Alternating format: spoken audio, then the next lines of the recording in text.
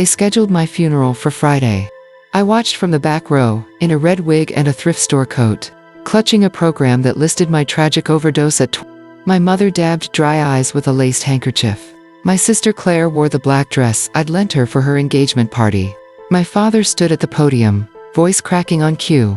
She fought so hard against her demons. The casket was closed good. They'd never noticed the body. Inside was a medical cadaver, borrowed from a teaching hospital. For $20,000 cash, I waited until the eulogy ended, until the organ swelled, with the first notes of Amazing Grace. Then I walked down the center aisle, heels silent on the carpet, and placed a single USB drive on the polished lid of the coffin. The screaming started before I reached the doors. That was 6 months ago. Now I'm Mara Rowe, night auditor, at a motor lodge off I-90. The kind of place truckers pay by the hour and nobody asks for ID. Smell like bleach and burnt coffee, and my hands shake only when I let them. Every Thursday, I drive 2 hours to a storage unit that reeks of mouse piss and old cardboard. Inside, a laptop, a printer, a wall of red yarn and index cards, and a growing stack of evidence that could send what's left of my family to federal prison for the rest of their lives. Tonight the yarn leads to a name I never expected. My grandfather isn't dead. He's been watching. The clink of crystal glasses still echoes in my skull. But now it sounds like a countdown. I was 28 the night. Everything fractured. The lake house glowed like a wedding cake. All white lights and old money. My father toasted the merger he'd closed that afternoon, 300 million. His voice smooth as the scotch. My mother's diamonds flashed every time she laughed. Claire scrolled her phone under the table, pretending not to notice Uncle Richard staring at the caterer's daughter. And grandfather, 91, shrinking inside his bespoke suit, watched it all with the stillness of a man who'd already read the last page. His fingers brushed mine when he passed the bread. Something small pressed into my palm beneath the napkin. A brass key, heavy, cold, the kind that opens vaults or graves. Midnight, he rasped, so low only I heard. Boathouse, come alone. He never looked at me again. I left before dessert. Told them I had a migraine. My father's eyes narrowed. He hated excuses, but my mother kissed my cheek and whispered, "Take care of yourself, darling." Her perfume followed me into the cold, like a ghost. The boathouse smelled of cedar and motor oil. Moonlight striped the floor through warped boards. Grandfather waited on the bench where he used to teach me to tie flies for trout we never caught. He held a leather satchel the color of dried blood. "Sit," he said. I obeyed. The lake lapped outside like a secret breathing. He opened the satchel and slid 3 things across the scarred wood. A photograph, a flash drive no bigger than a matchbox, and a single sheet of heavy cream paper folded once. The photograph showed my father shaking hands with a man I didn't recognize in front of a private jet, both smiling like wolves. The paper was a bank routing slip, 7 figures, offshore, dated yesterday. My name was the beneficiary. My signature had been forged. Grandfather's voice was paper-thin but steady. "They've been bleeding the trust for 18 months. Your father convinced the board you're unstable. Tomorrow, the psychiatrists arrive with papers. Involuntary commitment. Once you're inside, the money vanishes. Claire gets everything. You get a locked ward and a new last name on the medication chart." I stared at the routing slip until the numbers blurred. "Why tell me?" "Because I'm dying," he said simply. "And because you're the only one who ever asked me how the gears worked, instead of how much they were worth." He pressed the flash drive into my hand. Every email, every wire, every recorded call. Enough to bury them. "But you have to disappear tonight. They're watching the house." I laughed once, a cracked sound. "Disappear where?" "Anywhere but here." He stood, joints popping. "The key opens locker 217 at Central Station. Cash, passport, burner phone. Use the drive when you're across state lines. Then decide if you want to burn the world or build a new one." He hugged me. His bones felt like kindling. "I taught you to fish, not to drown," he whispered. "Remember that." I drove north with the headlights off until the access road ended. Slept in the car with the flash drive clenched in my fist, like a grenade pin. At dawn, I found the locker. Inside, 50,000 in 20s, a Canadian passport in the name of Mara Rowe, and a note in grandfather's spidery script. "Trust no one who knew your old name, especially not family." I crossed the border at a nowhere crossing. Paid a farmer $200 to forget he saw me. Bought a prepaid phone in a gas station that smelled of burnt coffee and bleach. Plugged the drive into a library computer in a town whose name I never learned. The files unfolded like an autopsy. Wire transfers, time-stamped the week I was in Lisbon for work, my signature scanned. Pasted. Perfected. A psychiatrist's report claiming auditory hallucinations. Signed by a doctor whose license had been revoked in 2019. Audio. My father's voice. Midnight. Study door closed. She's spiraling. We stage an intervention. Claire practices the tears. I'll handle the judge. Claire, laughing. God, remember when she thought Stanford mattered? Uncle Richard, how much to make her disappear for good? Silence. Then my father again, colder than the lake in January. Whatever it costs. I sat in that plastic chair until the librarian tapped my shoulder and said they were closing. Outside, snow had started. I stood under the street lamp and let it melt on my tongue until I couldn't feel my lips. Then I started walking. 3 months later I was Mara Rowe, night auditor at the Pine Rest Motor Lodge outside Spokane. I wore drugstore dye the color of weak tea and glasses that magnified the dark circles. I no longer needed makeup to create. I learned to smile without teeth, to answer questions with questions, to keep my real voice in a box at the back of my throat. Every Thursday I drove 2 hours to the storage unit. Inside, a laptop, a printer, a paper shredder, and a wall covered in string and index cards. Red yarn for money.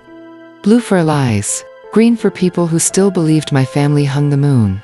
I traced the shell companies back to a law firm in Wilmington. Hacked the psychiatrist's email child's play after the coding boot I'd taken at 22 and never told anyone about.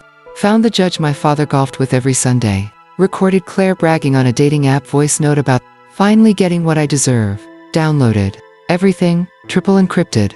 Copies to a journalist in New York who owed me a favor from a lifetime ago. I waited for the annual trust meeting. The one where the board voted on the one my father had spent a year maneuvering to control completely. I flew coach under Mara's name, landed at dawn, rented a gray sedan that smelled of the last smoker's regret, checked into a hotel under a third alias, showered until my skin pruned, put on the black suit I'd bought at a thrift store and never worn, pinned my hair so tight my scalp ached, looked in the mirror and saw a stranger who could ruin empires. The boardroom was on the 42nd floor, windows facing the harbor, mahogany again, same crystal decanters. My father stood at the head of the table like a king addressing courtiers. Claire sat to his right, legs crossed, diamonds in her ears now. Uncle Richard poured coffee he wouldn't drink. The lawyer, Mr. Lang, opened his leather folio with the soft sigh of a man about to earn his retainer. Grandfather was there, propped in a wheelchair, oxygen hissing softly. His eyes found mine across the room. He gave the smallest nod. I waited until my father finished his speech about fiduciary duty and family legacy. Waited until Claire dabbed at dry eyes with a monogrammed tissue. Then I stood. Before we vote, I said, voice level, I have a presentation. My father's smile froze. This is a closed meeting. According to the trust by any beneficiary may address the board with 72 hours. Notice. I slid a printed email across the table. I sent notice 72 hours and 4 minutes ago. Check your spam if you missed it. Lang adjusted his glasses. She's correct. I opened the laptop I'd carried in a canvas grocery bag. Connected to the projector. The screen lit up with the first slide. A photograph of my father and the offshore banker. Time-stamped. Gasps. Someone's coffee cup clattered. Slide 2. The forged signature. Enlarged. Side by side, with my real one. Slide 3. Audio waveform. I clicked play. My father's voice filled the room, tinny through the speakers but unmistakable. Stage the intervention Thursday. I'll have the ambulance on standby. Claire lunged for the laptop. I stepped back. Security 2 men in cheap suits peered from nowhere. Lang held up a hand. Let it play. 20 minutes later the room was a mausoleum. Claire sobbed into her sleeve. Uncle Richard stared at the carpet like it might swallow him. My father's face had gone the color of old ash. I closed the laptop. The full dossier has been emailed to every board member, the SEC, and the U.S. Attorney's Office. Paper copies are in your packets. Page 7 details the bribery of Judge Harrow. Page 12 is Claire's voice note. You'll want to skip to the 30-second mark. Lang cleared his throat. This meeting is adjourned, pending investigation. My father found his voice. You ungrateful. I looked at him then. Really looked. The man who'd taught me to ride a bicycle. Who'd cried when I graduated summa cum laude. The monster who'd priced my sanity at 7 figures. You taught me numbers never lie, I said. Turns out people do. Security escorted him out. Claire followed, shoes clicking like gunfire. Uncle Richard tried to slip past me. I caught his sleeve. Tell mother I kept her pearls, I said. They look better on someone who earned them. Grandfather waited until the room emptied. The oxygen tank hissed between us. You kept the receipts, he said. Everyone. He reached for my hand. His skin was translucent, veins like blue rivers. I was supposed to protect you. You did, I said. You gave me the map. I drew the X. He died 3 weeks later. Quietly, in the lake house, the one now surrounded by FBI tape. I stood at the graveside, in the same black suit. The family plot looked smaller than I remembered. Claire didn't come. My father watched from a patrol car, handcuffs glinting. Uncle Richard sent flowers with a card that simply read, "Sorry, I left them on the ground for the groundskeeper." After the burial, I walked to the boathouse. The door hung open. Inside, someone had left a single trout fly tied to a bent nail. Royal Coachman. Grandfather's favorite. I pinned it to my lapel, and drove west until the mountains rose like answers. 6 months later, I bought a cabin outside Missoula with cash from the trust my trust. Now that the courts had finished carving up the lies, I planted tomatoes in coffee cans and learned the names of birds I'd never bothered to notice. At night I sat on the porch with a glass of the cheap red I could finally afford and listened to wind instead of whispers. Sometimes the phone rang. Unknown number. I let it go to voicemail. The messages were always the same. Claire, drunk, you ruined us. My mother, brittle, come home. We can fix this. Once, my father, voice hoarse from whatever prison allows. I did it for the family. I deleted them all. One October morning, a package arrived. No return address. Inside, a brass key and a note in handwriting I hadn't seen since the boathouse. You ended one story. Write another. The lake is waiting. I turned the key over in my palm. It was warm from the sun. Somewhere south. The water would be cold, and clear, and deep enough to hold everything I'd buried. I packed a single bag. Left the tomatoes to the frost. Locked the cabin, and mailed the key to the journalist in New York with instructions to forward it in 1 year. Let them wonder. On the drive south I stopped at a diner that smelled of bacon and burnt toast. Ordered coffee black. The waitress had a nama tag that read Mara. She smiled like she knew me. Running to or running from? She asked. I thought of the lake house, the chandelier, the laughter that rotted underneath. Thought of grandfather's bones, under fresh dirt. Thought of the trout fly still pinned inside my coat. Neither, I said. I'm just going fishing. She refilled my cup without being asked. Outside, the sky was the color of forgiveness I hadn't earned yet. I left a 20 under the plate, and walked into the morning. The key a small sun against my ribs. The lake would be there. So would the silence. And this time, I knew exactly how deep it could cut. But the story wasn't over.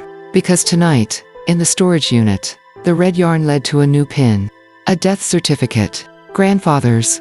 Dated 3 days after the funeral I'd attended. And beneath it, a single line in his handwriting.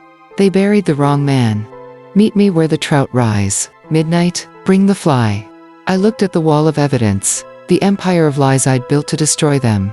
Then I looked at the key in my hand. The lake was waiting. And so was he.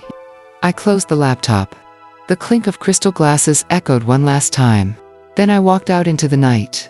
The trout fly glinting, under the streetlight like a promise. The real funeral was just beginning. As I stepped onto the Dusselick dock, the lake breathed silver under the moon. Patient, holding secrets deeper than any grave. The fly trembled in my fingers. A fragile lure for a ghost I'd mourned twice. Midnight tolled in my chest, like a second heartbeat. He was there. Not a specter, but flesh stooped alive. Eyes burning with the same fire that had built empires and toppled them. You came, he whispered, voice rough as river stone. Good. The dead don't fish. We cast in silence. Line sang. Trout rose like truths too long submerged. And in the hush between splashes, he told me everything. The switch, the stand-in corpse. The enemies who'd paid for a coffin, but bought only time. My wall of red yarn. A child's scribble against the map he'd drawn in blood and water. When the sky paled, he pressed the reel into my palm.